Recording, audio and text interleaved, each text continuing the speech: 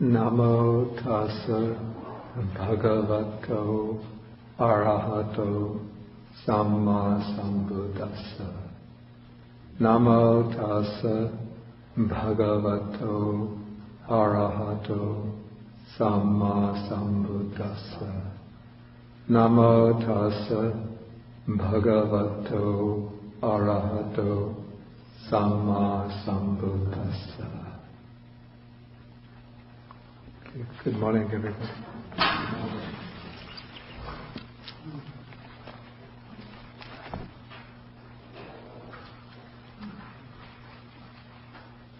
Okay, today we begin the new chapter.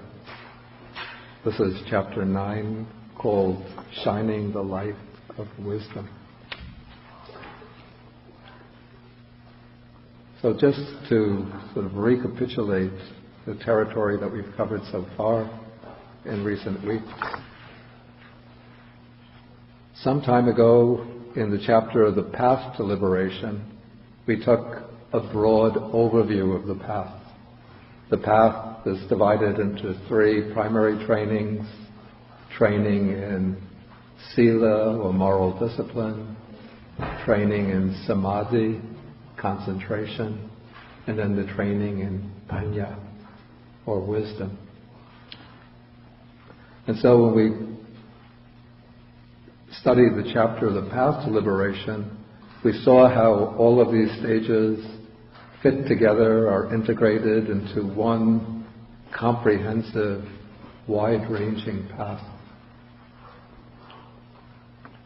Then in the next chapter, the chapter called Mastering the Mind, we focused more closely on the section of the training concerned with samadhi, the development of concentration. But we also brought in some of the techniques for the development of wisdom. But in this chapter, Mastering the Mind, the main emphasis is on understanding what are the obstacles to mental development, for example, the 5 hindrances, different types of distracting or disturbing thoughts. What are the methods to overcome these disturbances, distractions, and hindrances? And then what are the practices that lead to deepening samadhi or concentration? And this chapter culminated first in the study of the complete text of the Satipatthana Sutta, and then we took a section of this sutta, or a section of this practice of Satipatthana, which is given special emphasis by the Buddha. This is the practice of mindfulness of breathing, Anapanasati, which in itself is a complete practice, which includes the sides of both concentration and insight or wisdom.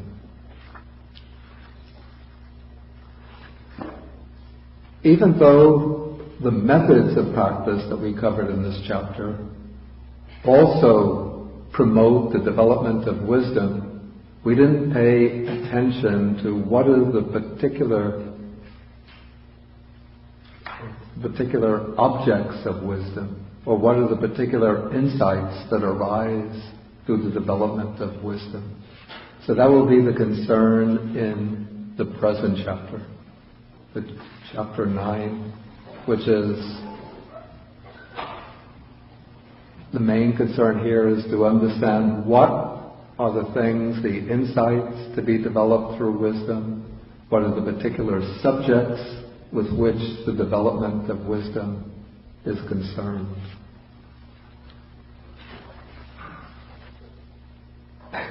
Okay, first we have this word that's translated wisdom. This is the Pali word panya.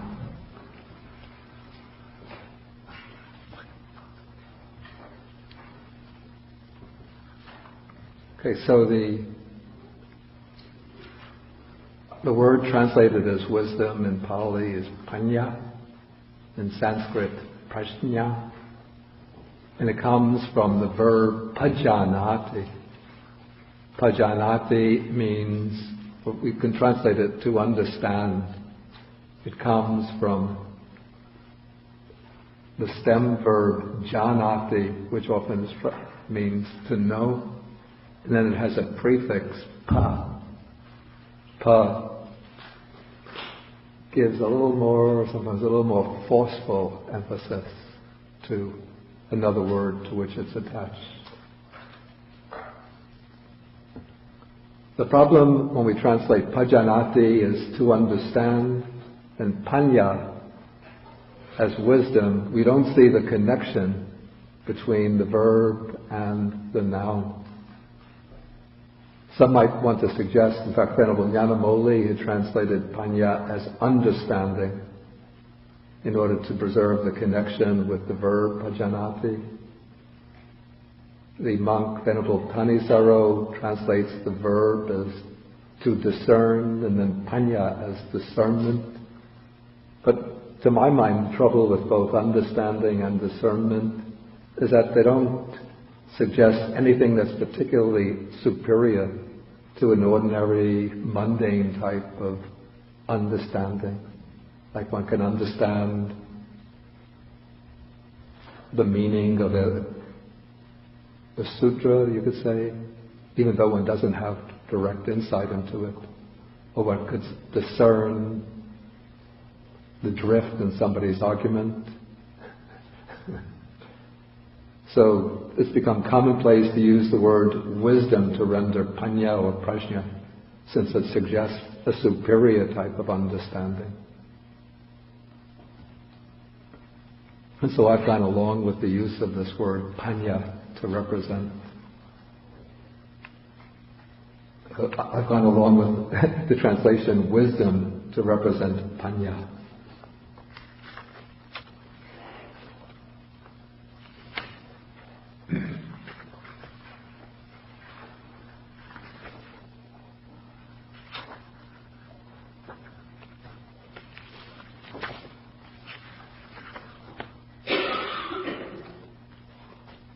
Okay, panya is a subject which receives a great deal of attention in the suttas.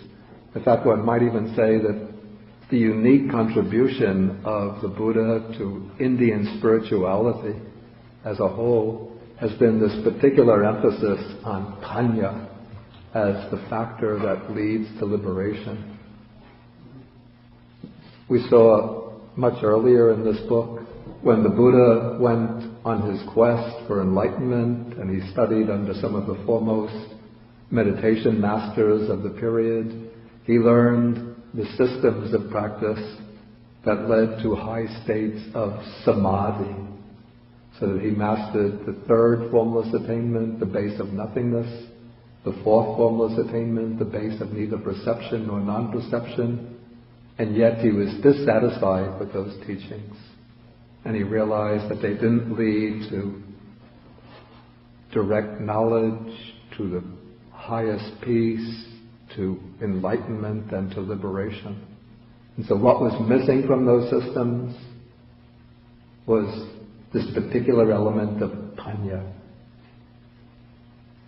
And so for the Buddha to achieve his enlightenment after long years of experimentation, what he discovered was the need to bring in panya as the essential factor to break the bonds that keep us tied to the round of birth and death. And so when the Buddha laid out his vision of the path to liberation, even with the Noble Eightfold Path, he begins the path with samadhi. Samadhi, right view. We can say that this is the germ or seed for the development of panya, of wisdom. And then as the path unfolds through its successive stages, we can say even at each stage, some degree of panya is coming into play. Even when preserving one's moral discipline, one is using some degree of panya, of wisdom, to keep the precepts, to lead a moral, a virtuous life. In the development of samadhi, there's a constant interplay between focusing the mind and understanding the state of mind. What factors are present that might be obstructions, one has to understand pajanati, how these factors arise. One has to understand how to overcome these factors. One has to understand how to prevent them from arising in the future. That statement that I just made, it comes from the Satipatthana Sutta. And what is the verb that's used there to understand? Pajanati, which implies that panya is already present even in the process of eliminating the 5 hindrances. That when one develops the 7 factors of enlightenment, one has to pajanati, understand how an unarisen enlightenment factor arises. Then one has to understand, again pajanati, how a particular enlightenment factor becomes stabilized, and then how it reaches fulfillment in the future.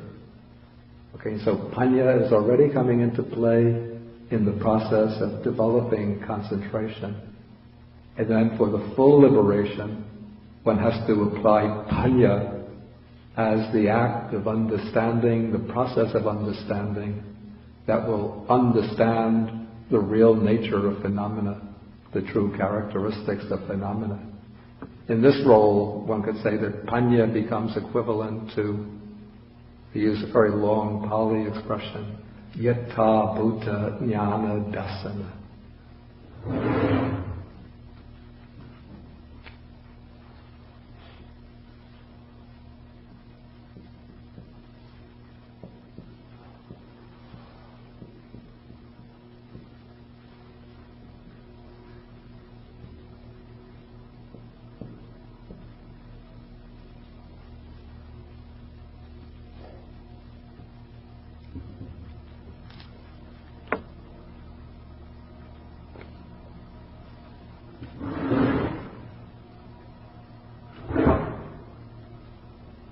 Yatha bhuta means as it is, as it really is.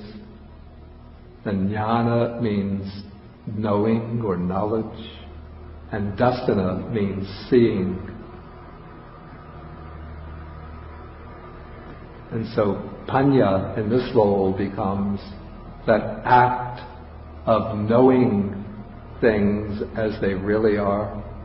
And that knowing is not just a conceptual knowledge, an intellectual knowledge, but it's a dasana, a darshana. It's an act of seeing into the real nature of things.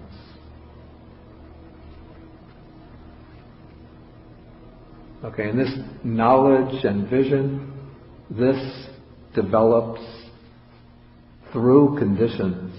This is a fundamental principle of the Buddha's teaching, that everything arises through conditions.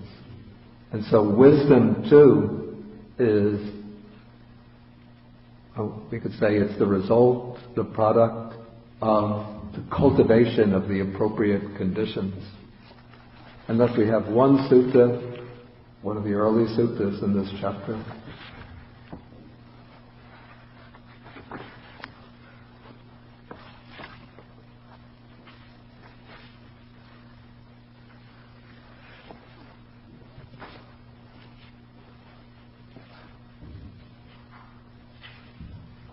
It's called, this is on page 322. It deals with the conditions for wisdom.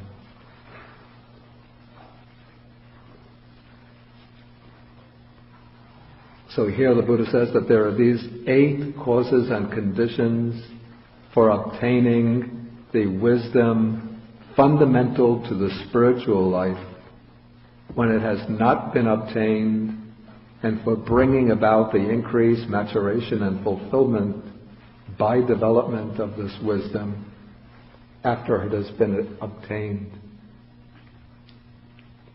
So we could see at once that this text, it's making a subtle distinction, even at the very beginning, that what one wants to do is bring into being this wisdom when it doesn't exist.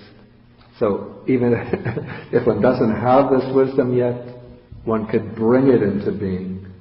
One can acquire it by fulfilling these conditions. And then once one acquires this wisdom to some extent, then one develops it further and one brings it to fulfillment again by means of these same 8 conditions.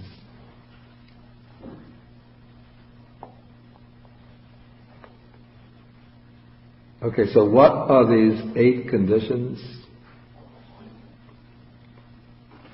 Okay, first, and we have to remember here the Buddha is speaking in a monastic context, so it's framed in terms of a monk, but one shouldn't think that it's exclusive to monks, but anybody has to follow, or anybody has to cultivate these same 8 conditions according to their situation. Okay, so here a monk lives in dependence on the teacher. The word teacher with a capital T, it's satta. This is a word used in the sutras always to refer to the Buddha. It's not just any teacher. But if the Buddha is not available, then one relies on, for a monk, he will rely on a certain fellow monk in the position of a teacher. We could say relying upon anybody who's serving in the position of a teacher. And then one sets up towards him in relation to him certain inner qualities. One is called a keen sense of shame. This has to be explained because, well, first the word shame is a little misleading. I can't find a more satisfactory word, but it doesn't get quite the same thing as the Pali word hiri. Hiri, and then the next quality translated moral dread. These two often go together.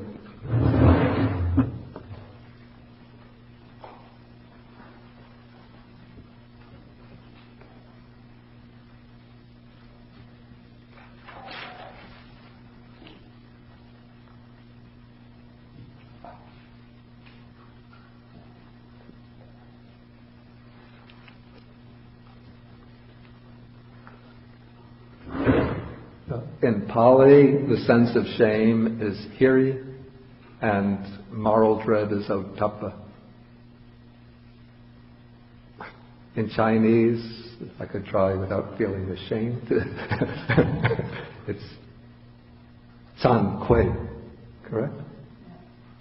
Tones, right? 2 fourth tones? 2 fourth tones? Zhan kui. Okay.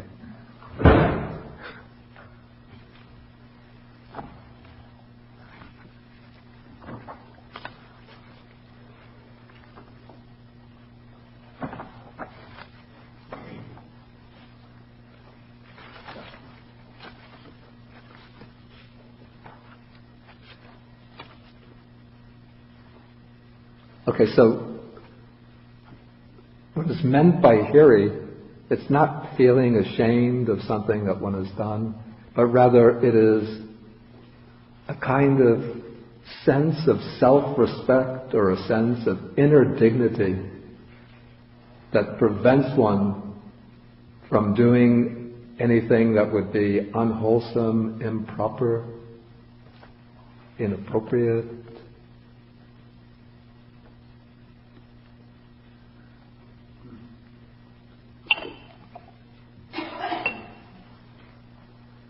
Okay, so let's say it's a quality of mind that prevents one from doing anything unwholesome, immoral, improper, through a sense of one's own inherent dignity, through a sense of self-respect. Its counterpart, ottappa, this is moral dread.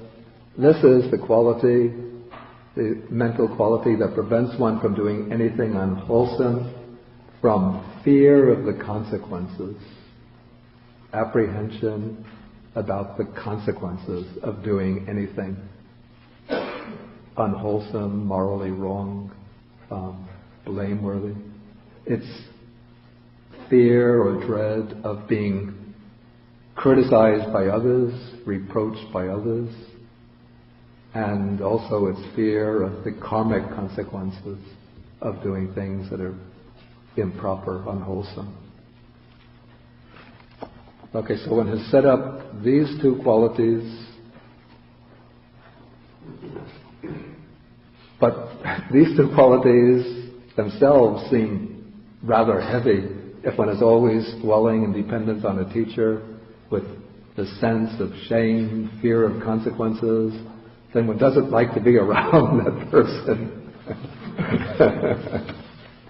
Because one is always apprehensive that either he'll blame you or you'll do something which will make a fool out of yourself. And so the relationship is also governed by affection, by a loving respect and affection for the teacher. Okay, so when one dwells in dependence upon a teacher, this is what, with the mind equipped with these qualities, sense of shame, moral dread, affection and respect, this is what enables the mind to open up and to absorb teachings from a teacher. If one relates to a teacher with the idea, I know as much as you do, then as soon as the teacher speaks, they'll just be fighting. Of course, this doesn't mean that one shouldn't question, even sometimes criticize the teacher for his views, but one should have these inner qualities that open one up, that make one humble, that enable one to open up the mind to absorb teachings. So the Buddha makes this the first quality which is essential for the development of this wisdom.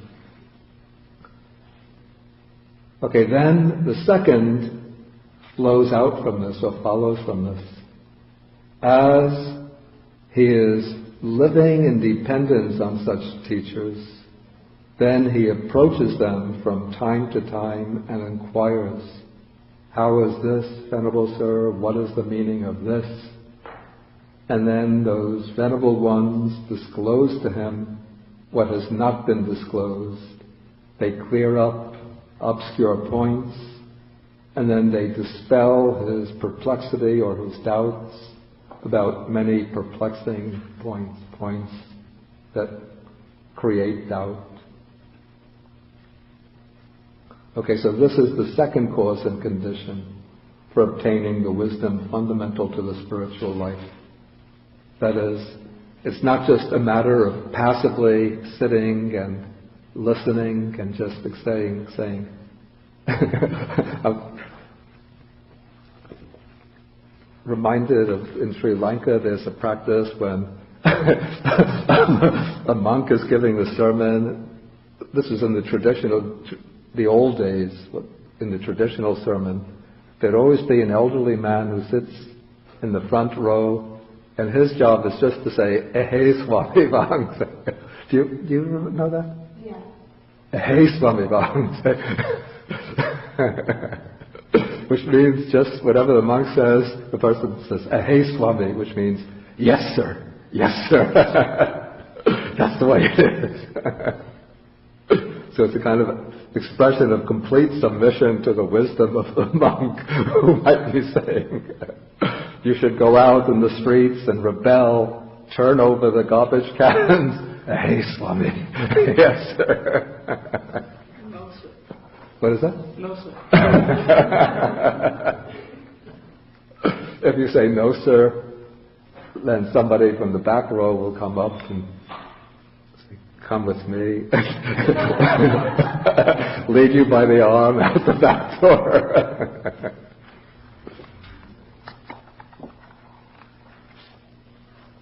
Okay, so you don't just say, "Hey, Swami," but one has to sometimes question, ask questions, even raise objections.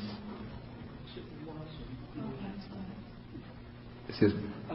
I shouldn't say no, sir. I should say why, sir.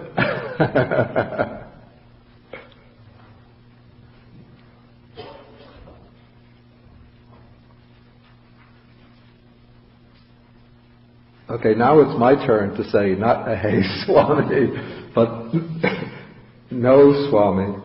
It seems to me that the order of these items has gotten mixed up, and that item number 3 doesn't belong in the 3rd place, but I've put it down to the 6th place. And we'll see why.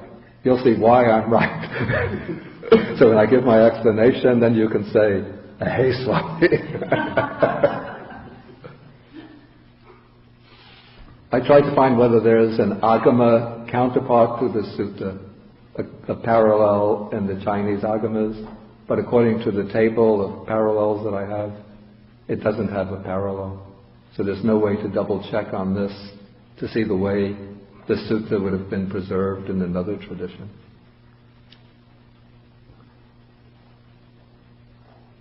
Okay, so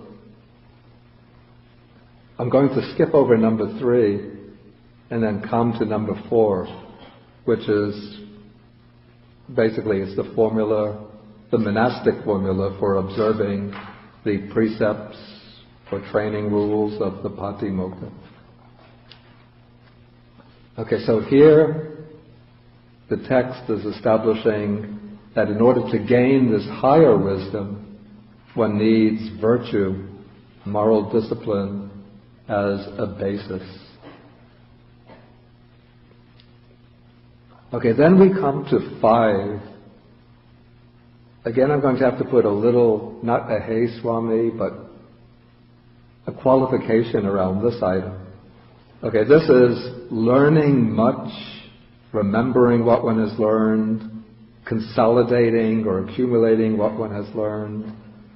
Okay, and those teachings that are good in the beginning, good in the middle, good in the end, with the right meaning and phrasing, which affirm a spiritual life that is perfectly complete and pure, such teachings as these he has learned much of, recited, he's learned much of, memorized, recited verbally, investigated with the mind, and penetrated well by view.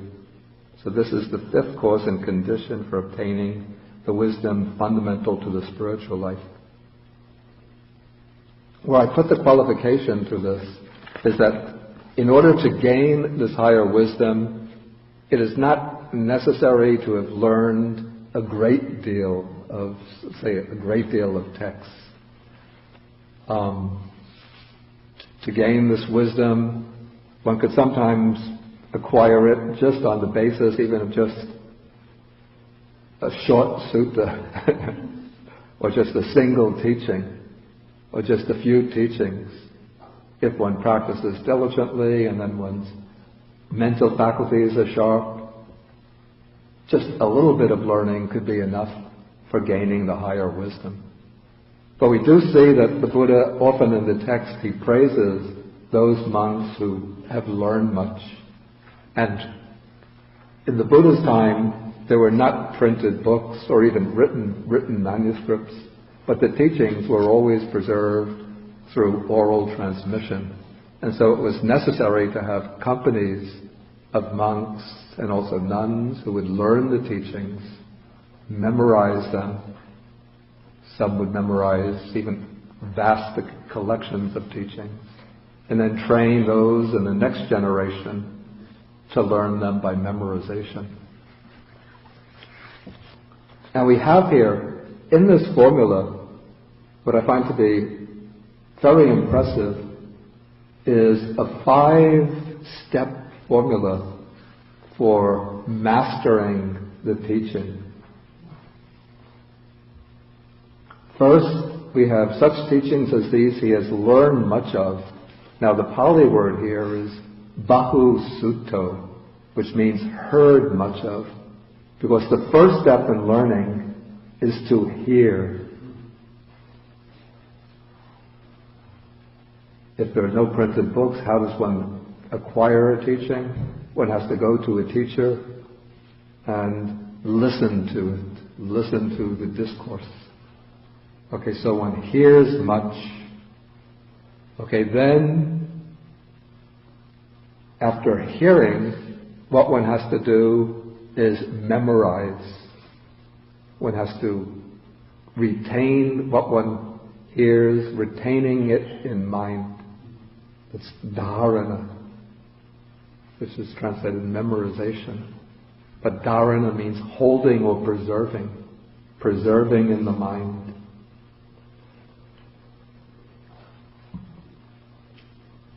And so in the Buddha's day, different companies of monks would specialize in memorizing different collections of discourses.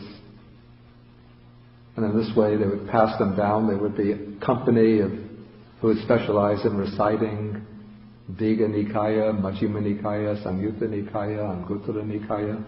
Even now in Burma, there are companies, there are individual monks who know large amounts of text by memory. Okay, then after one memorizes, to keep the text fresh in the mind, and also to aid the process of memorization, one recites verbally, one recites out loud. So that is the third step. But it's not enough just to preserve a text that one has memorized, but to gain wisdom, the next step comes in, which is investigating the meaning with the mind, examining the meaning. Okay, then when one examines the meaning, when one grasps the meaning, then one has to apply the practice of meditation in order to get direct insight into the meaning of the text. This means penetrate well by view. Okay, so we have, this is here called the fifth cause and condition. Though in my scheme it becomes, my heretical scheme, it becomes the fourth cause and condition. Okay, now to translate this learning or transform this learning into direct experience, one has to undertake the practice of meditation. And this is why, in my scheme,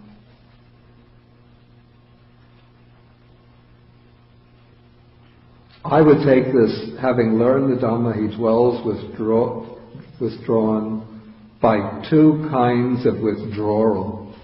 Withdrawal of body and withdrawal of mind. So step number 3 here, I would put after step number 5 in this scheme. You see, because first it says having learned the Dhamma, and then learn the Dhamma comes step number 5. And then to transform that learning into direct experience by meditation, then the normal practice is to go off into retreat. That means to withdraw. Withdraw by way of body, by going off into solitude. Withdraw by way of mind, by dropping other mental concerns, and just devoting oneself to the practice.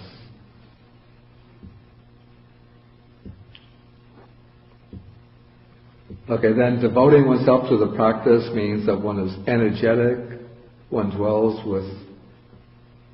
sets up energy for abandoning the unwholesome states of mind and for acquiring the wholesome states. Okay, so this is, here it's called the sixth cause. Now it becomes the common sixth cause and condition.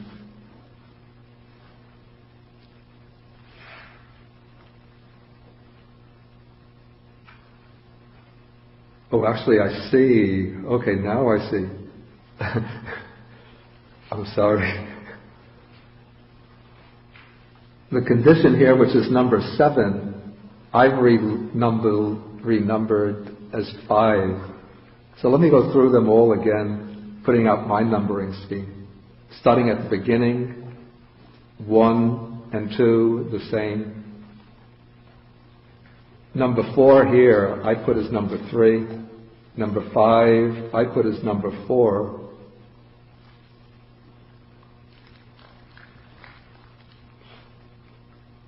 Then I put, after learning much, then I have number 7. Number 7 becomes number 5.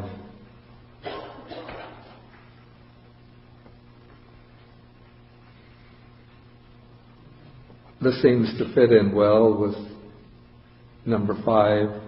So when one is in the midst of the Sangha, again this is for speaking about a monk, he does not engage in rambling and pointless talk, because if one does so, then it becomes an agitation of the mind. Either he himself speaks on the Dhamma, or he asks others to do so, or he observes noble silence.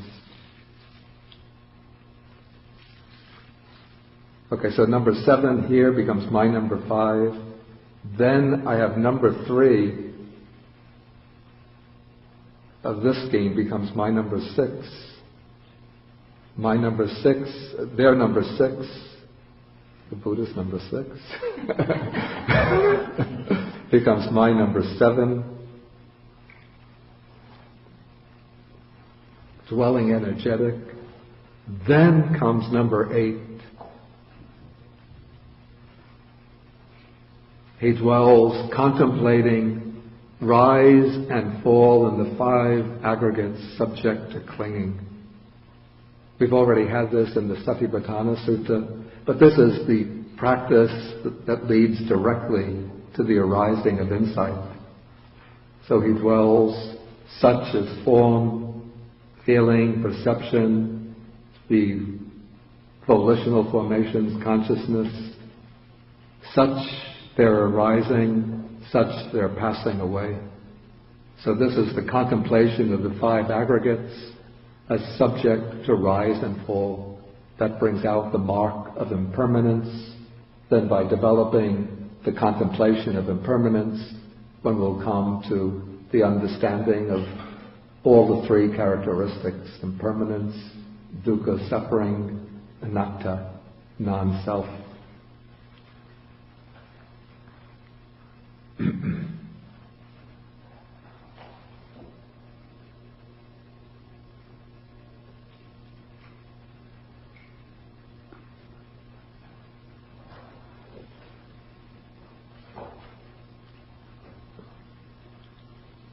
Okay, so briefly then, these have become the 8 causes and conditions for developing the wisdom of the spiritual life and for maturing the wisdom after it's been obtained.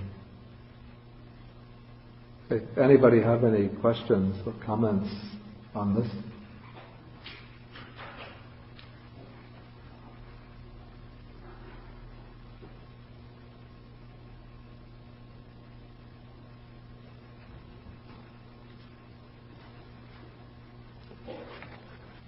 Okay, then perhaps this is all clear enough as it is, even though I had to reassemble. How does this my numbering scheme seem compared to the original? It's more the way it is. It seems more natural.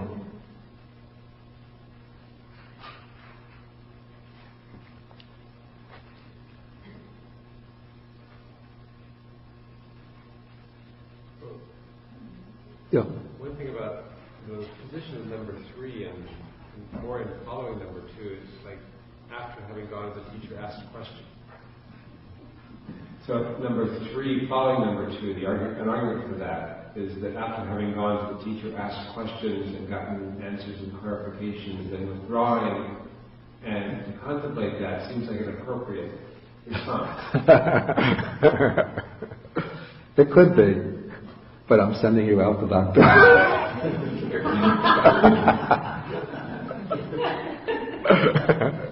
No, it could be. It just occurred to me when going through this that it fit more naturally as the prelude to the actual practice of meditation. But can't say for sure. And if you want to be safe, just accept the text in the order in which it's come down. Yeah.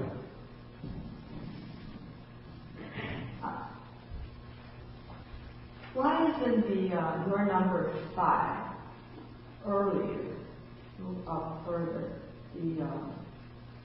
I call it corresponding right speech, no frivolous talk. Because if you look at the Eightfold Noble Path, Yeah. that would come actually earlier. And also you actually have the energy, and I consider it close to right effort. Normally it would come earlier.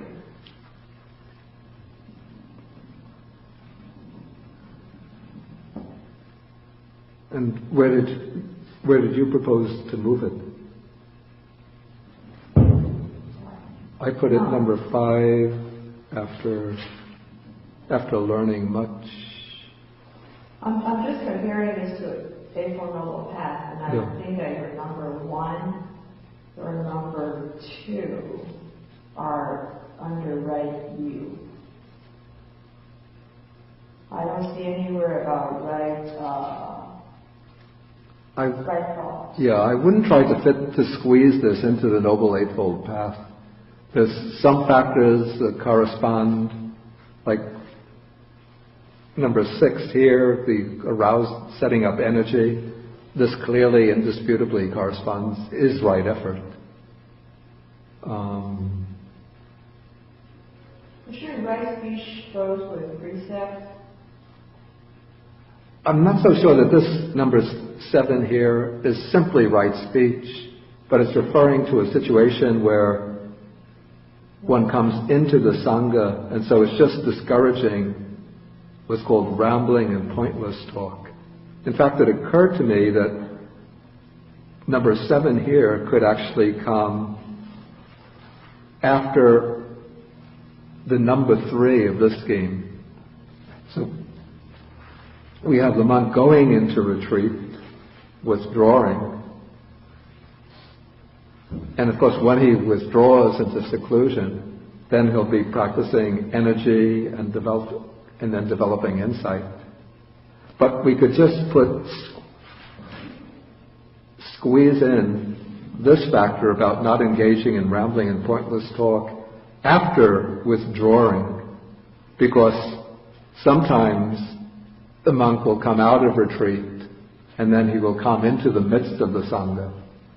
And so this is saying when you come out of retreat into the midst of the Sangha, the natural temptation, say if he's on 2-week, month retreat, then you come back, you're meeting with your fellow monks, then you start asking, hey, what has he been doing this time? What's going on in the town these days? And then chit-chatting, and then before long you're carrying on pointless conversations that go on for 2 or 3 hours. And then all of that concentration of mind, that mental tranquility when it's developed, is blown to pieces. Anyway, I would say that one shouldn't take these factors to be fixed. One should not take these factors to be presented in a fixed, invariable sequence, but we could shuffle them up in different ways according to different models. Okay, maybe then we move on to the next sutta. This is called, now we're taking a whole long sutta from the Majjhima Nikaya. How this got in the Majjhima Nikaya, it's really so long it seems to belong in the Digha Nikaya.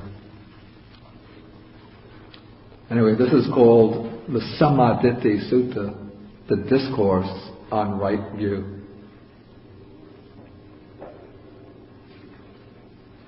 Okay, and this discourse unfolds as a conversation between Sariputta and the monks that make up the Sangha.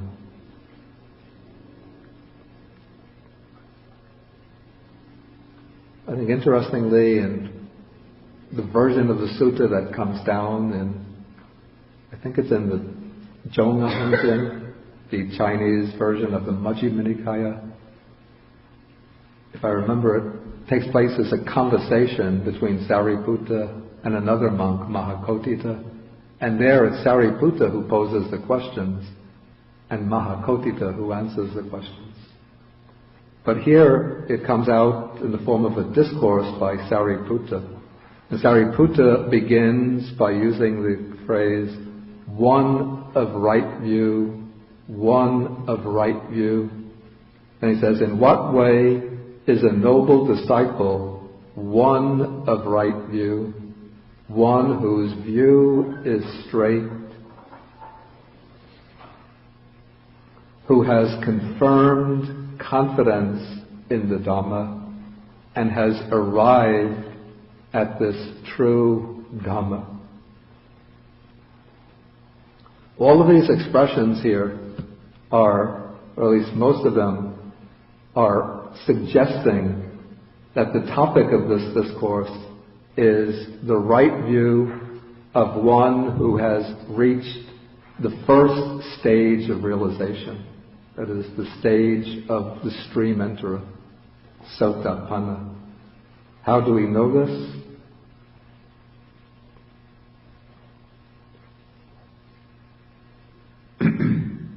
The passage uses one phrase here, one who has confirmed confidence in the Dhamma. The expression is avecha pasada.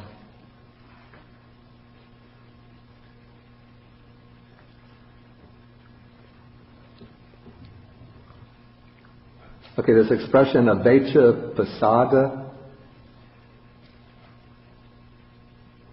the word pasada, we translate confidence.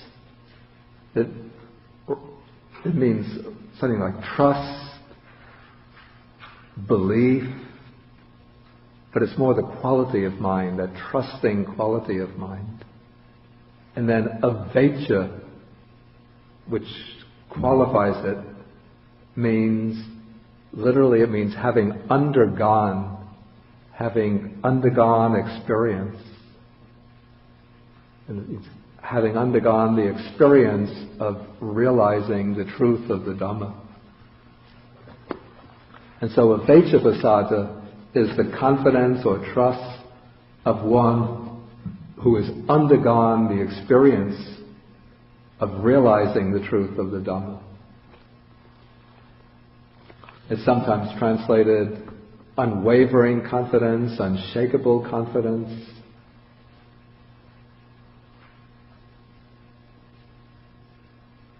The way the commentary explains it as unshakable.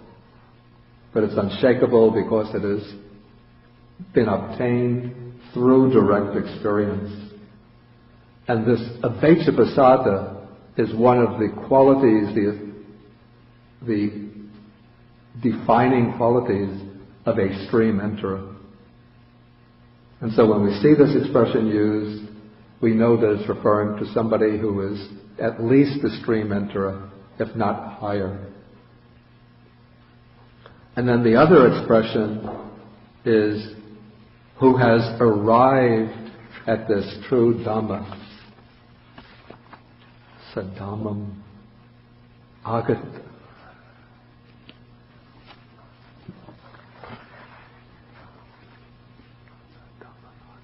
I think it's imang sadhamam agato.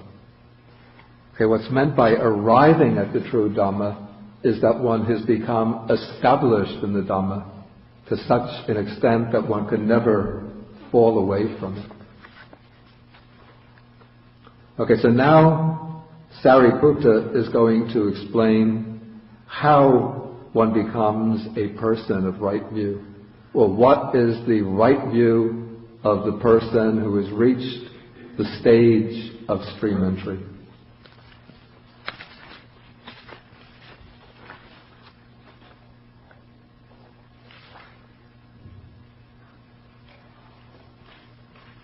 Okay, so Sariputta begins,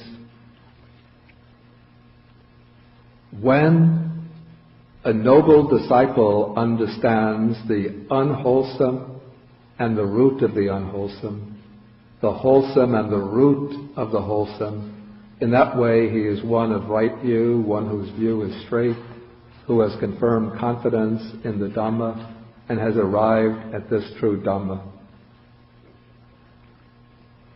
Okay, so now we have four things set up here. First we have the unwholesome, and then the root of the unwholesome. Then we have the wholesome and the root of the wholesome. So if we examine this framework, we see that it's set up, even at the outset, we see it's set up in terms of a principle of causality or a principle of conditionality. So first, we take the qualities that are the basic framework of the unwholesome life, the qualities that make up the unwholesome courses of karma. And what are these qualities? We have first three that are bodily: destruction of life, or killing, taking what is not given, or stealing, sexual misconduct.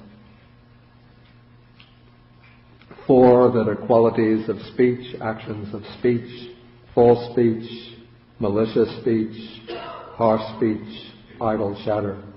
Then three are entirely qualities of mind. One is covetousness, which here is desiring to take possession of the possessions of others.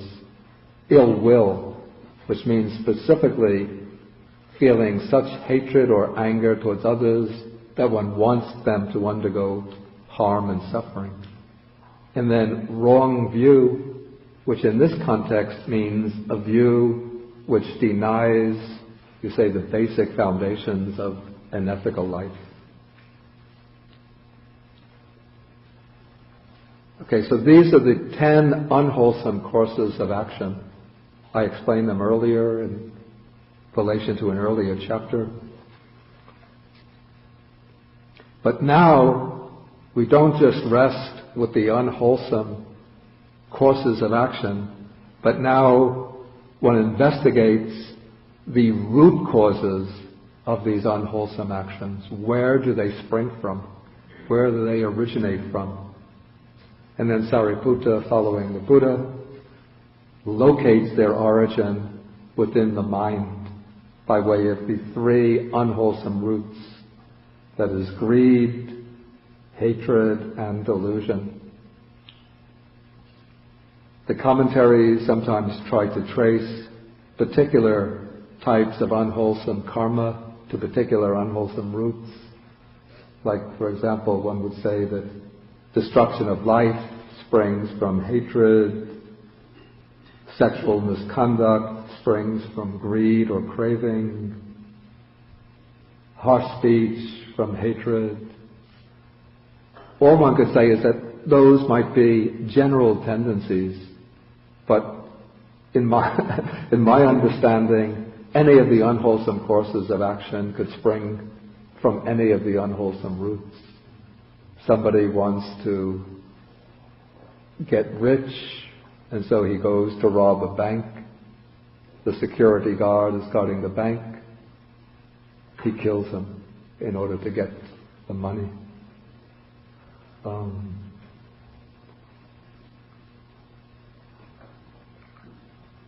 Somebody has a view that all people of a particular ethnicity, particular race, particular religion are bad, should be eliminated. For example, maybe in Iraq, some Shiites have the view that Sunnis are bad, we have to eliminate them, we have to kill them. So you could say this wrong view is a kind of delusion, and that delusion leads to killing. Even sexual misconduct, though the direct cause is lust, but maybe one man has hatred against another, and so he wants to maybe take vengeance against his rival by seducing that man's wife. His primary motive is not to enjoy the sexual pleasure, but to harm the person that he hates. In any case, we could say that all of the unwholesome courses of action have some degree of delusion behind them, but others are caused primarily by either greed or hatred, or some combination of all of them. Okay, so what is the wholesome? Then we have abstention from the first 7 types of unwholesome karma. Okay, abstention is the kind of, you could say, the minimum wholesome course. You might not do very much positive good, but the least one could do to be leading a wholesome life is to abstain from anything that's harmful or destructive. And so one abstains from destroying life, from stealing, sexual misconduct. Those 3 are called bodily. Next 4 are verbal, abstaining from false speech, malicious speech, abstaining from harsh speech, abstaining from idle chatter.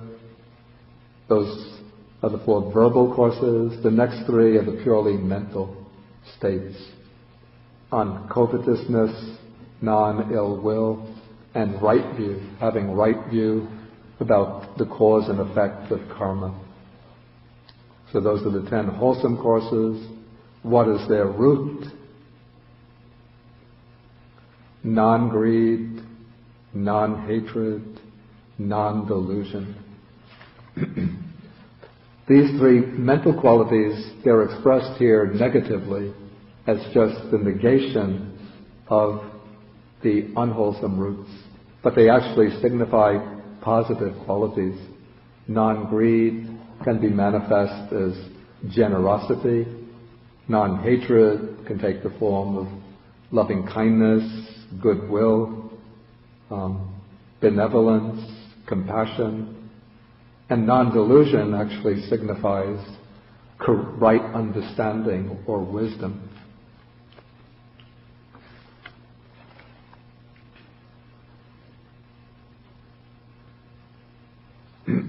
Okay, so now we see the wholesome courses of action and how these wholesome courses of action spring from 3 roots, which are again qualities of the mind. And so here, the whole vast network of karmic activity, unwholesome and wholesome, is all traced by the Buddha to the human mind. Then one could see further that it's the unwholesome courses of karma that bring about rebirth into the realms of misery, the unhappy destinations, the lower realms of the hells, the animal realm, the realm of the hungry ghosts or tormented spirits. And then the wholesome courses of action bring the happy or fortunate states of rebirth. Rebirth as a human being, rebirth as in the heavenly realms. And so all of these realms of actions, all of these realms of rebirth originate from our actions. And our actions or our karma originate from qualities of the mind. So in this way, the whole universe in which we dwell, or we say the world in which we dwell, ultimately springs from the qualities of the mind. It doesn't mean that the world is just mind, but it's the mind that fashions the different realms of existence into which beings take rebirth.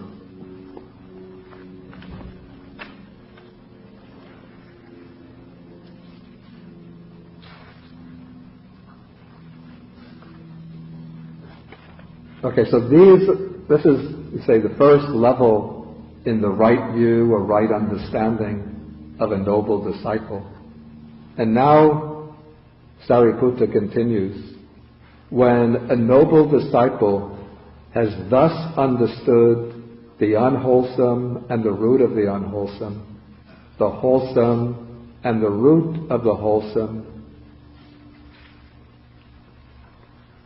now he's going to show how the disciple goes further based on that understanding. He entirely abandons the underlying tendency to lust. Here I think what's suggested is sensual craving, sensual lust. He abolishes the underlying tendency to aversion. Okay, now sensual lust and aversion, those are two mental qualities, mental tendencies that are eliminated when one reaches the third stage of enlightenment, the stage of the non-returner.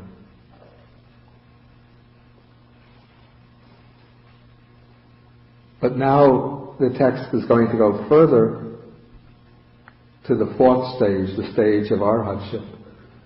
He extirpates the underlying tendency to the view and conceit, I am, and by abandoning ignorance and arousing true knowledge, he here and now makes an end of suffering.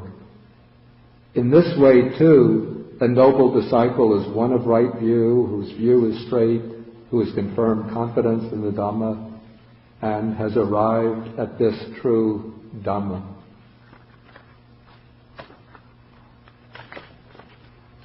Okay, so with this, Sariputta is carrying on the development of the right view to the higher stages of the path.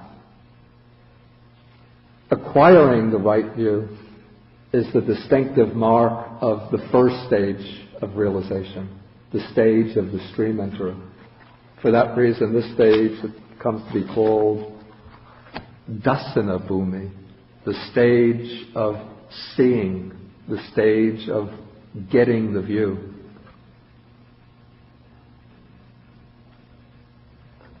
Okay, so the first stage of enlightenment, the stage of stream entry, is the stage at which one gets the essential view or insight into the truth of the Dhamma.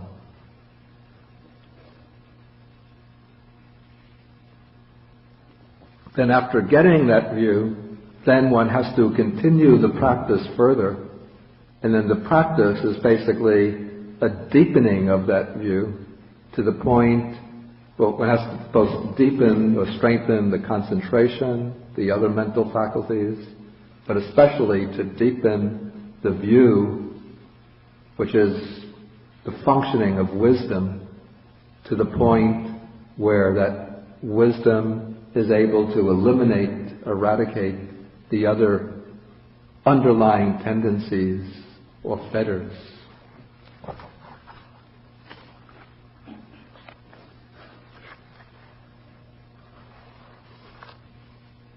And then developing the view, eventually it eradicates the ignorance which is at the base of all of these unwholesome qualities of mind.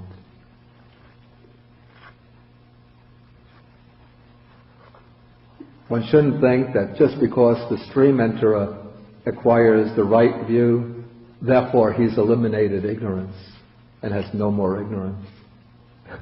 Rather, when one gets the right view, then one sees the truth, but the ignorance, and so we could say that one is, by getting the right view, one eliminates the surface layer of ignorance, but there are still other layers of ignorance which remain and which sustain the other defilements. But each time one sees with insight, with wisdom, the truth of the Dhamma, then one eliminates layer after layer of wisdom, but eliminates layer after layer of ignorance until, with the final stage, one perfects wisdom and thereby eliminates the last traces of ignorance.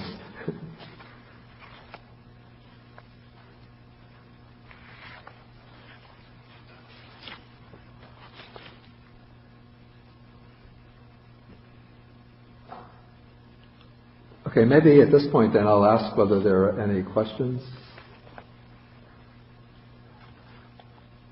Rena, is that correct? Lena. Nina. Okay. In right view, that there is no mention of service. Of service? You mean service to other people? I mean, for me, coming from my previous initiatives, Yeah. was that spiritual life entails giving up the self Yeah. and really serving others. Yeah. And I don't really see that here.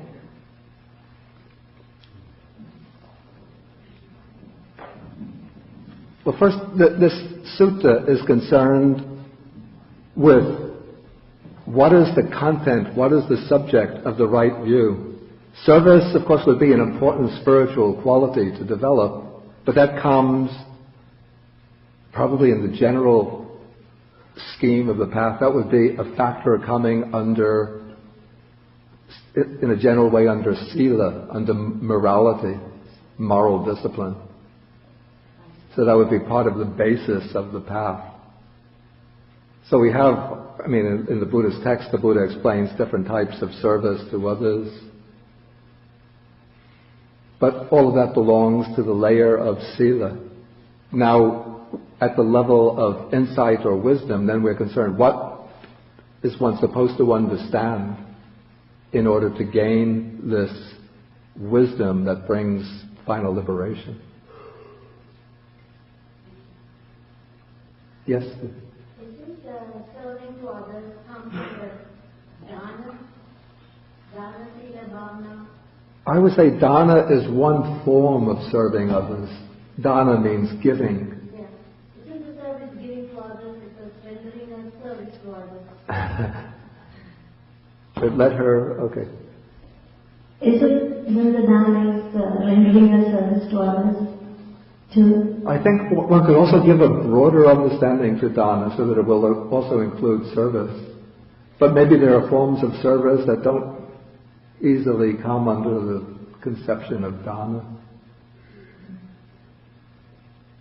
Usually dana is explained as the giving either of material things or of safety and security to those in danger, or the giving of the Dhamma. But service is, the word is not used so often in the Buddhist text, but different types of service are explained. Service of, say, children to parents, parents to children, the way a friend will help friends. We have these explained, but I don't see them being subsumed explicitly under the category of dana, of giving. Yes, I think Barbara here. But wait, first take the microphone. Is this maybe an area where the Mahayana Sutras have made more explicit? I would say definitely so. And that maybe is what people are missing in this. Yeah, I would say definitely that's the case. Yeah. I would say the seeds of this are present in the early texts, but they get much more, that aspect gets much more attention in the Mahayana, especially some of the sutras of the Mahayana. In the back, is that Brandon? Is that? Yes. I just wanted to know real quick. Wait, first take the microphone. I just wanted to ask if you could give the Pali translations of the three poisons. Greed, hate, Okay, greed is lobha. Should I write this down? Yes, please. Okay.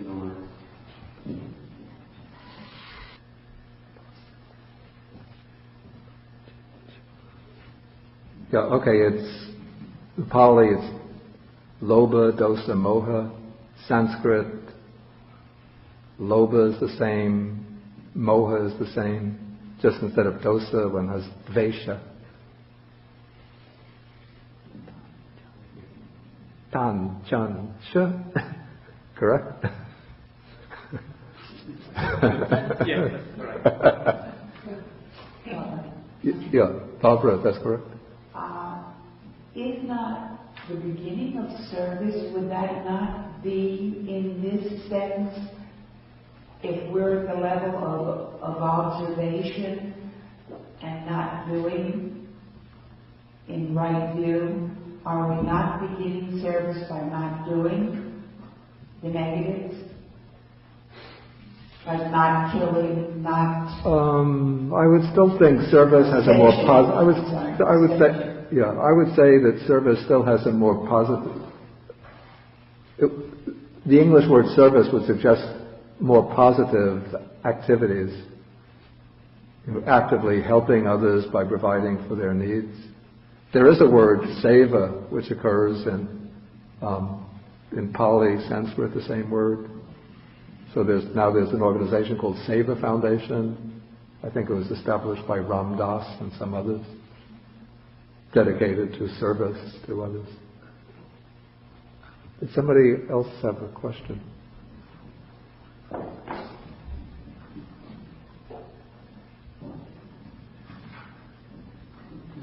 Sort of a textual question that the phrase at the end of each of these, in that way, two noble disciples, one are bright, you straight, confirm confidence the Dhamma is right with Dhamma. It's the same phrase also at the end after describing the arhatship, and so we associate it with stream training. Yeah, exactly. In fact, not only is it confusing, but my friend Venerable Analayo, he did a comparison of the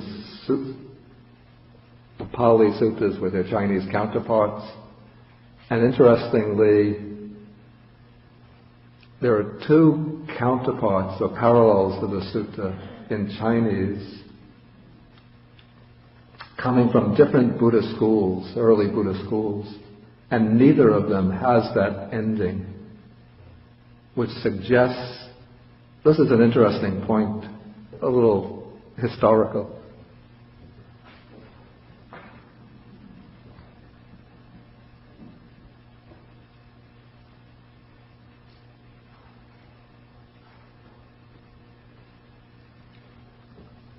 Okay, now, the first division in the early Buddhist community, or at least the first division that's considered a schism,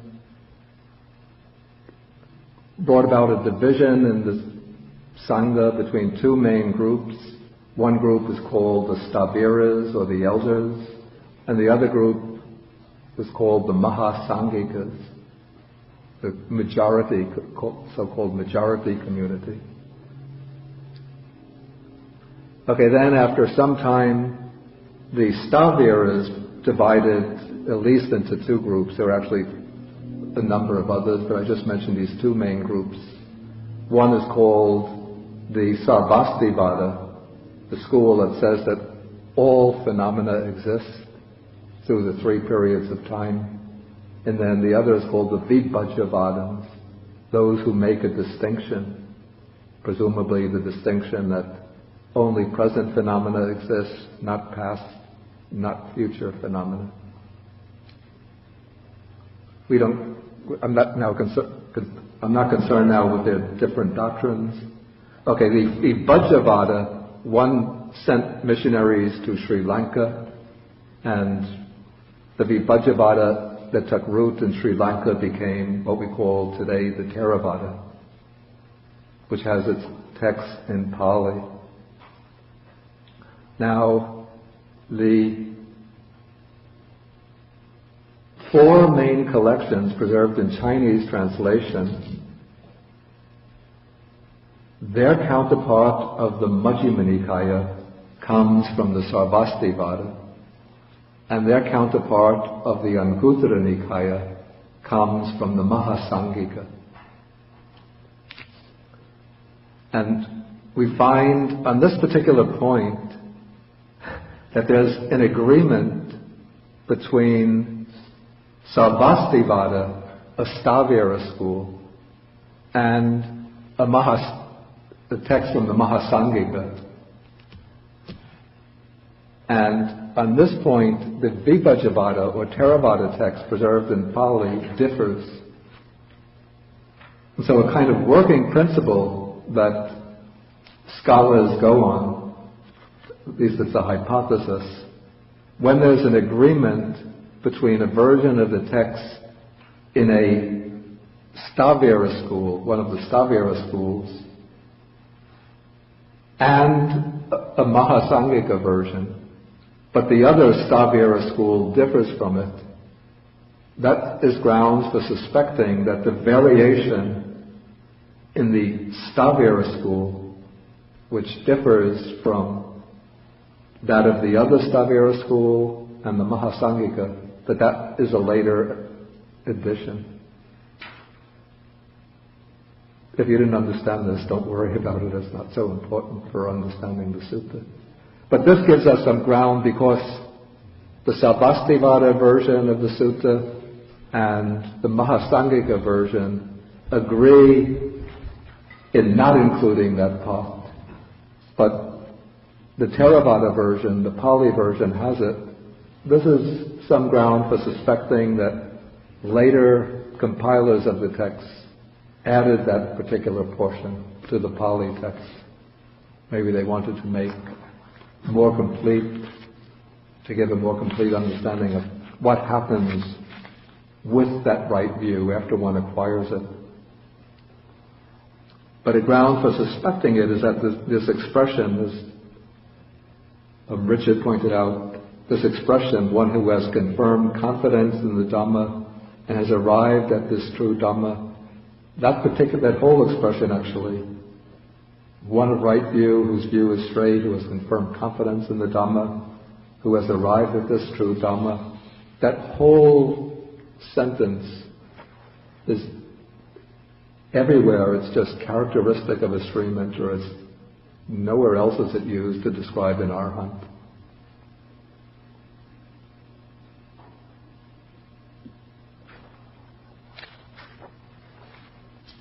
Okay, Nina again. Please take the microphone. Did Bowie, do you have a question? Yeah, Bowie has a question also. Since she's en route, let Bowie give. We'll get you.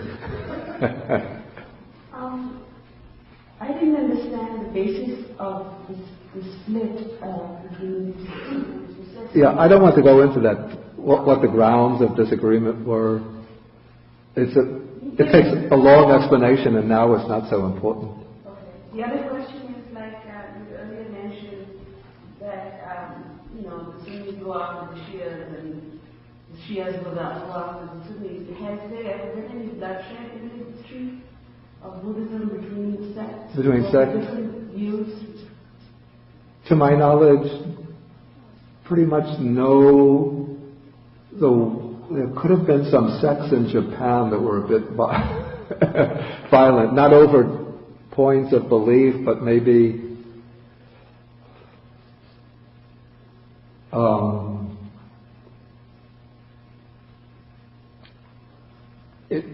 the urge to get control of monasteries.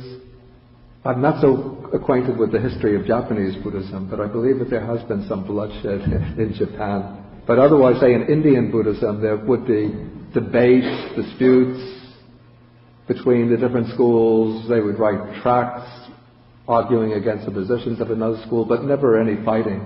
In fact, monks from different schools could even live together in the same monasteries. Yeah. When you say ignorance is eliminated layers by layers, does that imply that there is a difference in terms of quality between the right view of the stream enterer and the right view of an arhat? I would say that there's, in terms of the essential Dhamma that's grasped with that right view, or seen with that right view, there's no difference. It's still the same basic truths that they're seeing. Dependent origination, 3 characteristics, 4 noble truths. It could be that in developing from a stream enterer to an arhat, that through the strength of his meditation, he'll be able to see how they apply to a wider range of phenomena, because his contemplation will expand. But I think the essential difference is not in range, but in strength and depth of the view. But the content of the view will remain the same.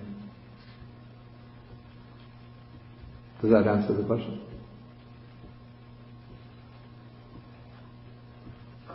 Okay, I want to go on now to try to get one more section in today's today's class. So we move on now to the next section.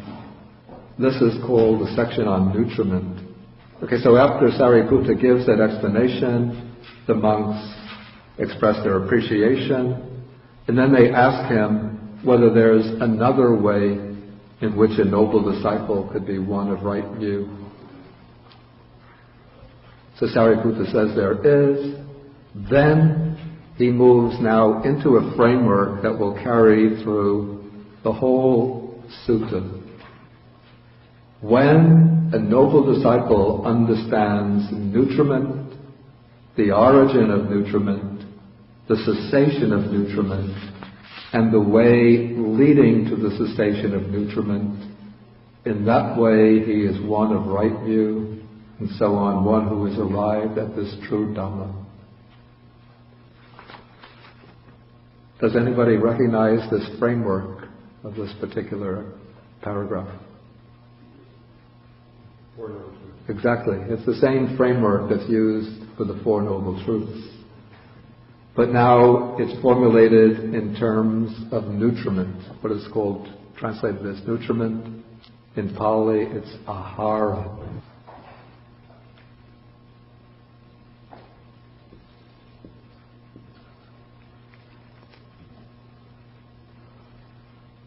It might seem rather odd to have the framework that's used for the Four Noble Truths expressed in terms of nutriment, the act of eating.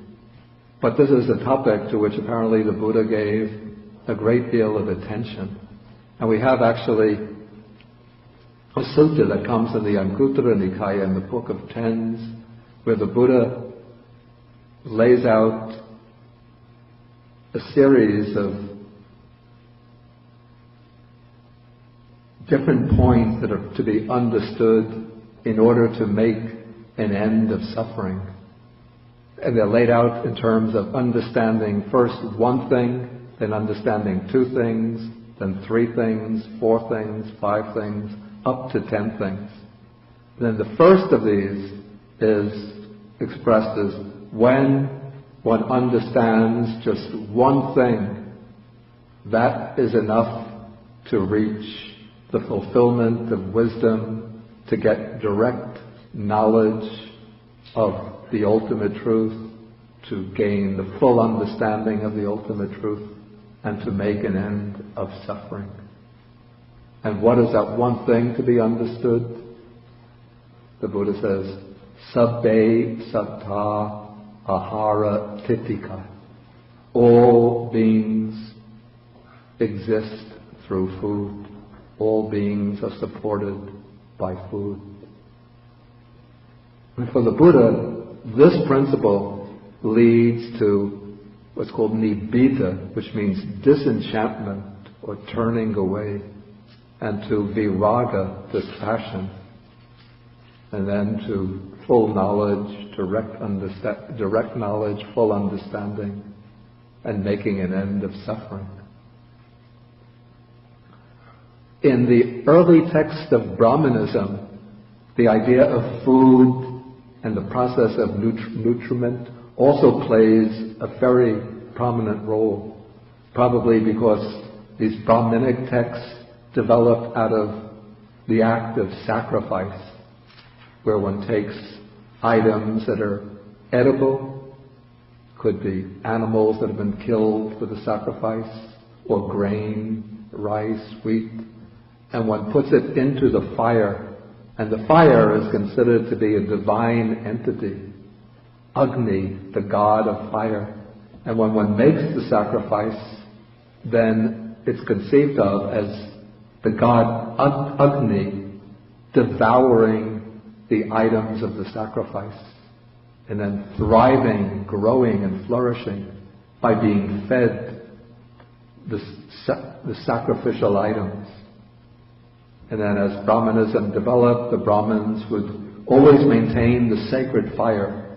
Every Brahminic household has to have at the center of a special hall, special chamber, there is the sacred fire, and the Brahmin always has to continue to feed the fire, never allowing it to go out. And so this leads to the idea of sustenance, nutriment, as being the act that sustains the cosmos. It is through making the sacrifice, enabling the god Agni to eat, and all of the other gods are able to be sustained by the sacrifice to Agni, that the whole order of the universe is sustained. And so if one fails to make the sacrifice, if one makes the sacrifice wrongly, doesn't follow the exact procedures, then one is upsetting the sacrificial principles that sustain the whole order of the universe. We find in the Upanishads, this is the Taittiriya Upanishad, there's a passage on food or nutriment. It says that Brahman is the one reality, the one universal reality, the one reality in the world. And then the speculations of the teachers of the Upanishads are aimed at finding what is the meaning of Brahman. How can we understand Brahman, the one reality? And so in the Taittiriya Upanishad, there's a conversation, a dialogue between a teacher and a student, and the teacher proclaims that Brahman is to be understood as food. Why is this? Because all living beings emerge from food. We come out we are gestated in the mother's womb. The mother is able to sustain the embryo by eating. She eats. By eating, she sustains her own life. Then it's the nutriment from her body which goes to the embryo, which enables the embryo to grow into a baby. Okay, so all beings emerge from food. All beings are sustained by food. As long as we live, we have to eat. And then when all beings die, they turn into food. Correct?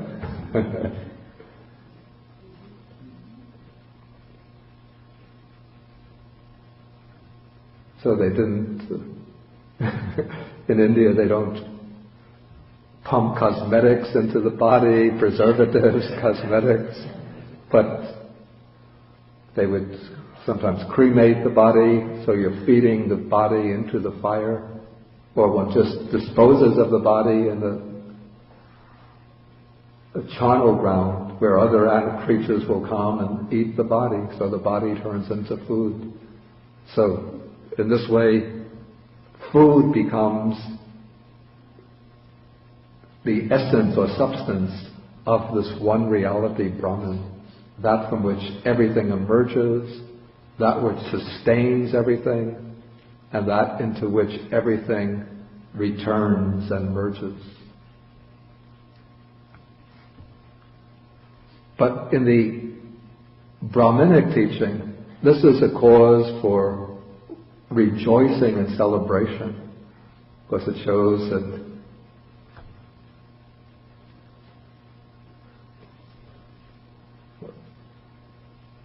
that Brahman as food is that which supports and sustains life. But the Buddha focused upon the act of eating as being embroiled within this net that creates and sustains dukkha, or suffering. In order to acquire food, often either we have to kill ourselves or others have to kill for us. Even those who are vegetarian eat vegetables and fruits, and to preserve them when they're growing, one sometimes has to kill the creatures that might attack them. When one plows the fields, when the farmer plows the fields to grow any vegetables or grain, many, many smaller creatures die. the act of going to get food, acquiring food. One has to work day in, day out to get enough food to eat. And so that act of working, labor, subjects one to different types of suffering. And then there are limited food supplies, so different communities compete with one another to get the food. And then many people are deprived of sufficient food, and so they have to undergo the pain of hunger. And even those who get sufficient food are subject to this constant process of eating, digesting the food, then again hunger returns, compelling one to get more food. And so the need for food, the urge for food, is a never-ending process, an incessant process which goes on through cycles of satiation, then a cycle which has different phases: need, acquisition, satiation, gratification, then new need driving one to new acts of acquisition. Okay, so now the Buddha goes on, or here Sariputta, but the words come from the Buddha. What is nutriment?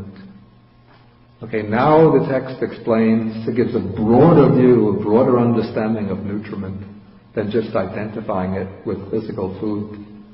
So there are 4 kinds of nutriment for the sustenance of beings that already have come to be, and for the support of those about to come to be, or for the support of those seeking a new existence.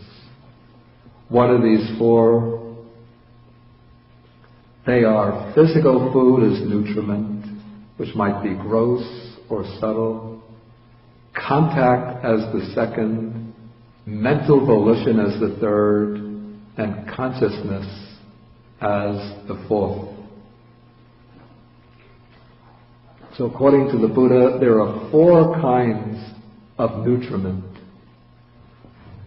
Yeah, I wrote the word ahara. Okay, so what are these 4 kinds of nutriment? First, one is physical nutriment. One is physical, material. That is the physical food. This is the food that we eat. The other 3 are mental factors.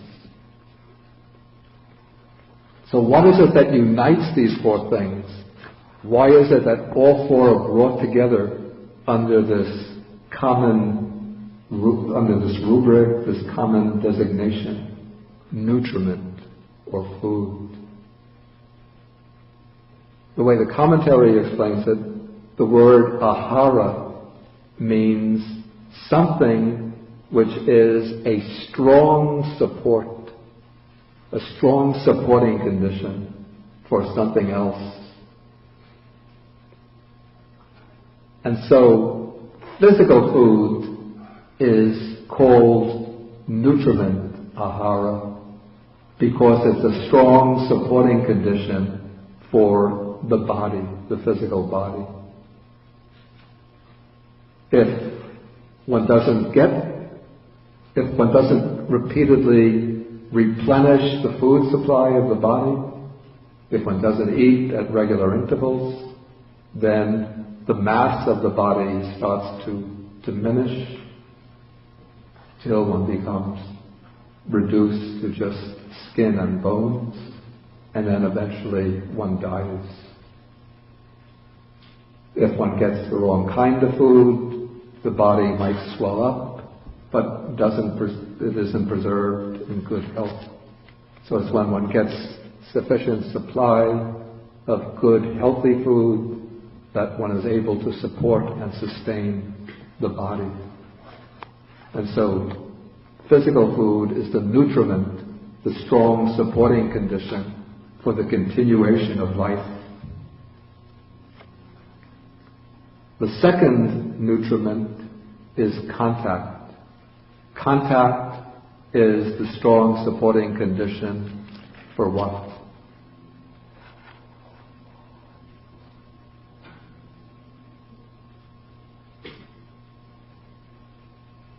Did I hear somebody say? right.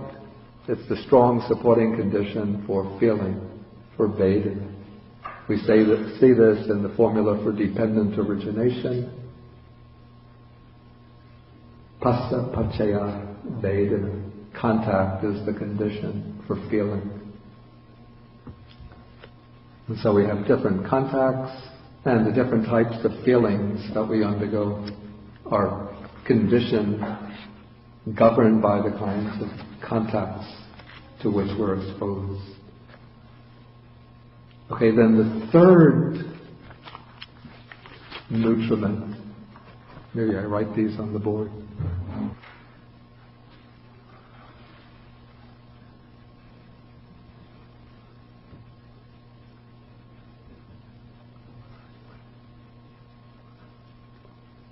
Yeah, the first, which is translated as physical food, is Kapalikarahara. It means literally nutriment that one makes into a ball. This is because the Indian way of eating, similar to Sri Lankan way, is one eats with the fingers, with the hand, the right hand, and then one takes the food, which usually be rice and different other condiments, and one doesn't just put the hand in and grossly grab a handful of food and put it into the mouth, but one uses the fingers to form the food into a nice round ball, and then one takes the ball and puts it into the mouth.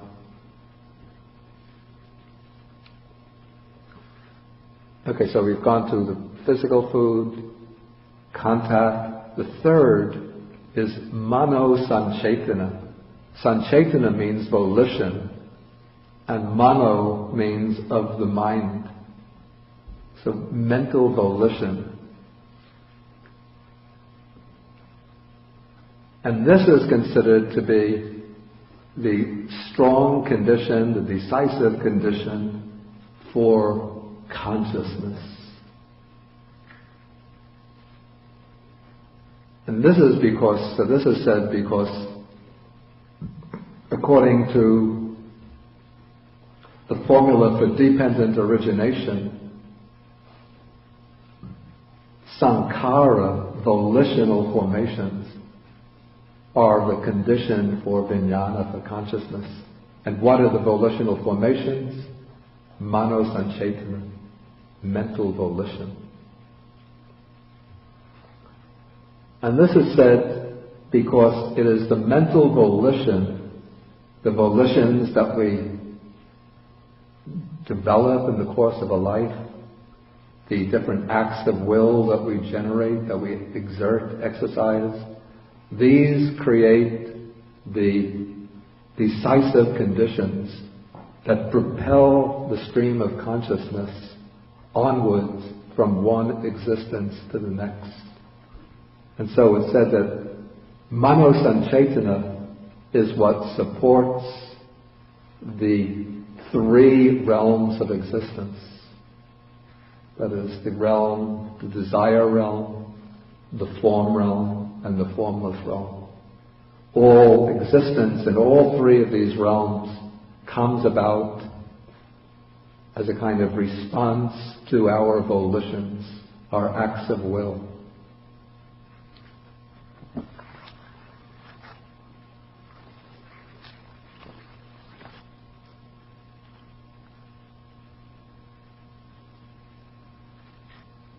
And then the fourth type of nutriment is consciousness, which is vijnana. And consciousness is a nutriment in that it supports the entire complex of nama rupa, name and form, all of the bodily and mental processes, all depend upon the presence of vijnana, of consciousness. If death takes place, that means consciousness leaves the body. And so when consciousness leaves, then nothing else that makes up our personality, our individuality, can continue. But as long as consciousness is streaming through name and form, then it is nourishing and supporting name and form, so that we continue to live as an individual being. And so consciousness nourishes name and form, the mental and material organism, through the entire course of its life, even from conception all the way up until death.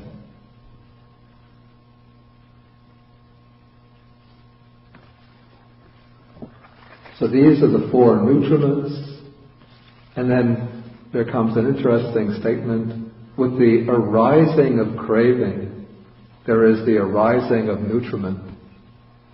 This often gives me some pause for thought, because the way we think of it, especially say if we're invited out to dinner, go to a restaurant, it's when we catch smell of the food that we start to get hungry. So we think with the arising of nutriment, there is the arising of craving or hunger.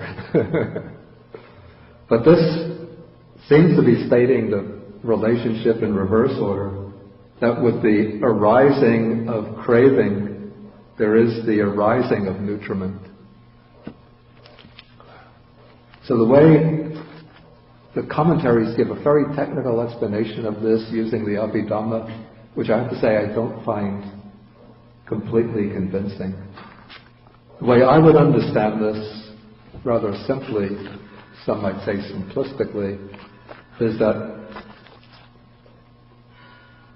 it is firstly because I come into this world through craving, through the previous craving and ignorance that brought me into this world, that I become subjected to this process of nutrition.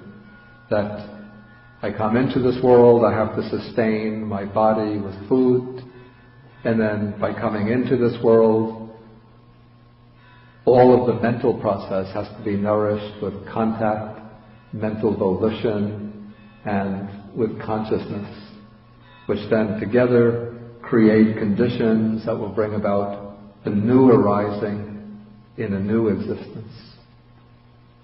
Okay, so this is one way that I would think of this. Another way is to think that even though a person who is free from craving in arhat still has to support his body with food and still has feelings, so he still has contact, he'll still have mental volitions, of course he'll still be conscious, but it is the craving that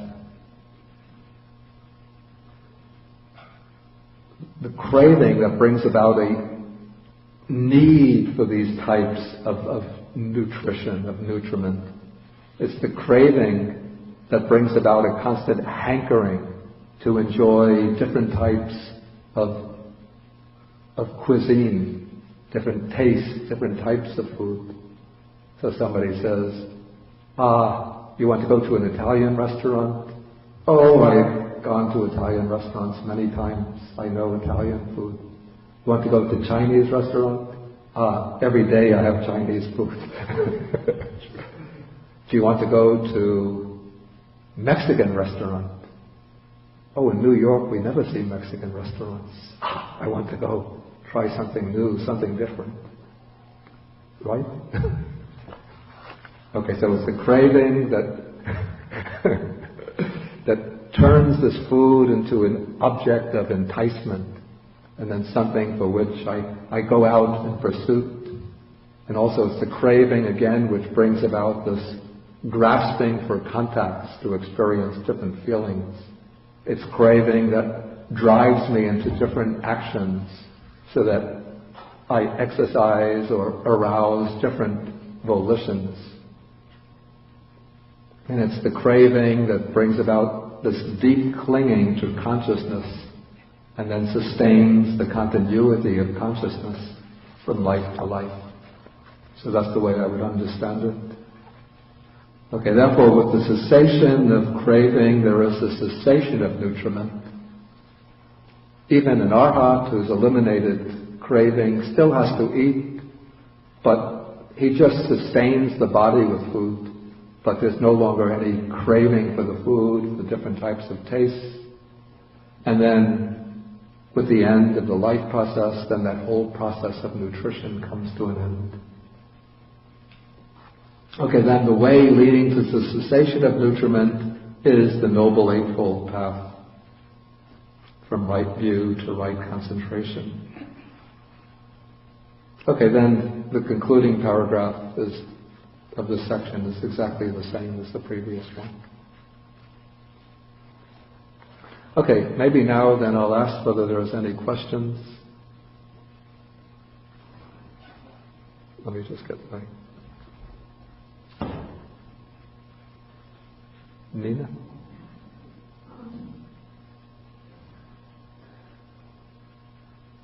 I'm a little bit confused about a couple of things. I don't remember what book I read, but it talked about the fact that when all of this is, the craving is finished and one has reached unbinding, one still has a consciousness without surface. Wait. I'm not quite picking up your sound. Maybe hold the microphone closer to... I'm a little bit confused because looking at what you're saying, when there is unbinding, then that means that there is also no consciousness left. Yeah. This is in contrast to some book that I read a while back. I don't remember which one it was. But it talked about unbinding being consciousness without surface, without name and form. Without name and form, without surface. Yeah, the surface being name and form. So I'm a little bit confused.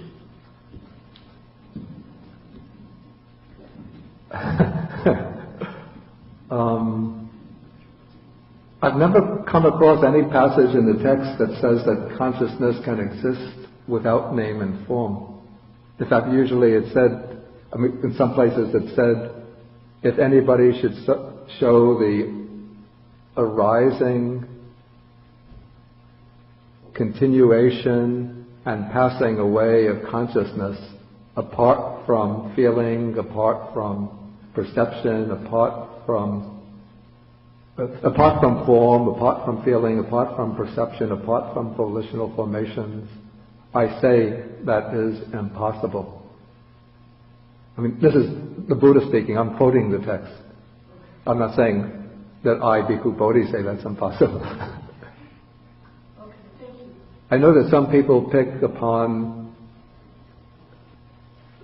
sometimes there are a few obscure verses here and there in the text, and so one could take a verse that's a little bit obscure and then build an interpretation upon it that might be somewhat at variance with the mainstream interpretation.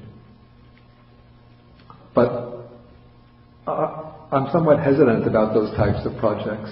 What I say is that one has to go and build the interpretation upon the texts that are repeated, clear, explicit, and then try to see how the rather obscure text could fit into that framework, rather than building the interpretation upon the occasional, rather obscure text, and then trying to fit the repeated, clear, apparently explicit text into that framework.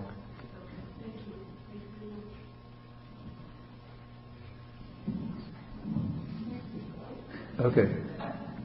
And remember, question, not a lecture. I don't want to hog the lecture seat. If you want to give the lecture, I'm willing to come down. Would you briefly repeat? I'm very confused about the difference of mental volition, mano, sankara, and sankhara. And sankhara. Yes.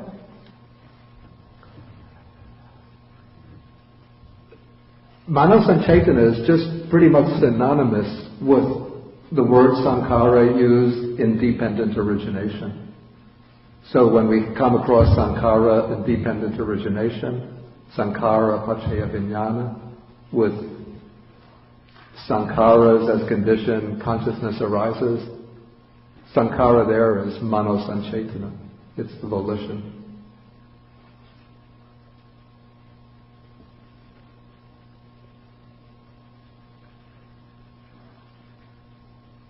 Does that answer the question?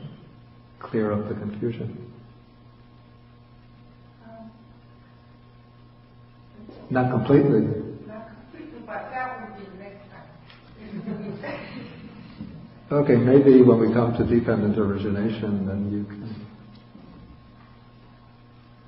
In fact, I'll deal with dependent origination next time, so we could see if we still have...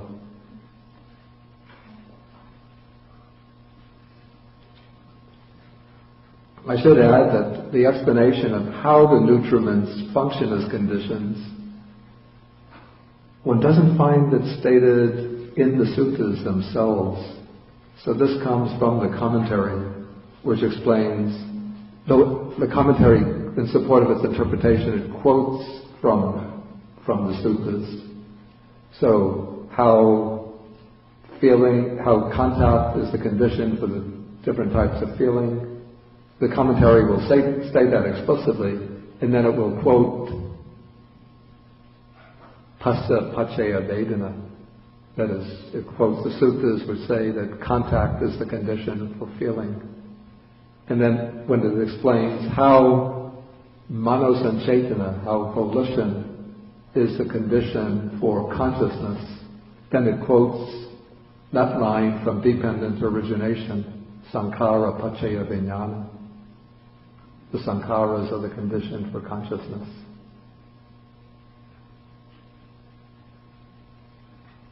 Okay. Take the microphone. Intention would be included in volition. Yeah, actually intention is just another way of translating Sanchaitana. Either volition, intention. Okay. They're basically the same thing. Okay, thank you. Intention maybe brings out more of the, let's say volition brings out more the general nature, what underlies all Sanchaitanas, whereas intention brings out the fact that there's something specific to each volition. Is somebody back there? No? Richard has the phone. I'm still stuck on the craving, giving rise to nutriment, and in particular the cessation of craving, the cessation of nutriment, and yet the Arahant has cessation of craving, and nutriment is still present, but it's physical food. So it's confusing. I also say I find this difficult, and so the answers the explanation I give are the product of my own reflection. There's no explanation of this in the text itself. So the way I understand it is that for the Arahant, as long as the body lasts, as long as life continues, he has to eat. And so for him the cessation of craving doesn't mean no more need to eat food, but the food is no longer an object of craving. And so it would take on a somewhat different significance in the experience of the Arhat. The Arhat eats just to sustain the life, but there's no longer craving, delight, rejoicing, attachment within the taste of the food itself. And I would apply pretty much the same principle to the other three types of nutriment. Contact will continue generating feelings, but there's no longer a craving that will drive him to pursue particular types of contact rather than others. It's not quite true, actually. He'll still want to go off, maybe to go into jhana meditation, rather than sit around and look out the window and see trucks going by, cars going by. So there'll still be preferences, but I guess those preferences are not governed by a craving. The mental volition is there, but I guess that volition is no longer driven by a craving. And of course consciousness is there, but the consciousness is no longer clinging to consciousness through craving.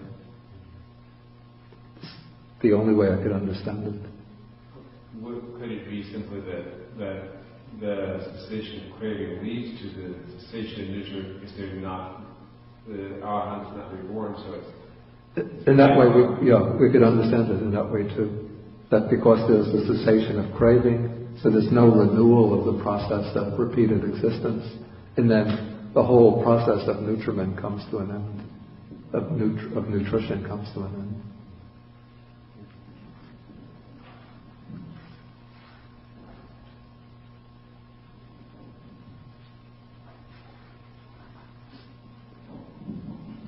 The cessation, am I correct in understanding that the cessation really happens through only meditation?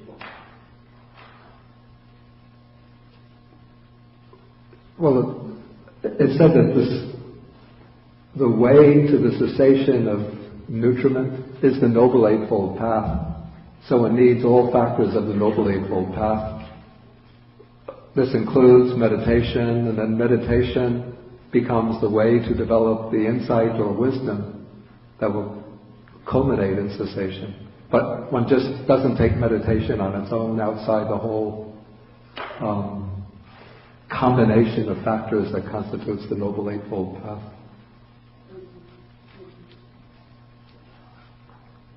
Okay, speaking about nutriment, I'm going to have to, since I haven't reached the cessation of craving yet, I will have to go for my nutriment now. But I'll come back about 12 o'clock and then we can have some discussion.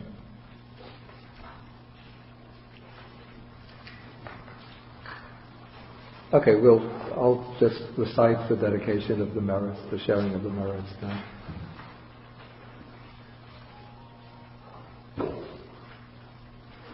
Akasata chibumata deva nagamahidika punyantam anumoditva chiram rakantu sasanam.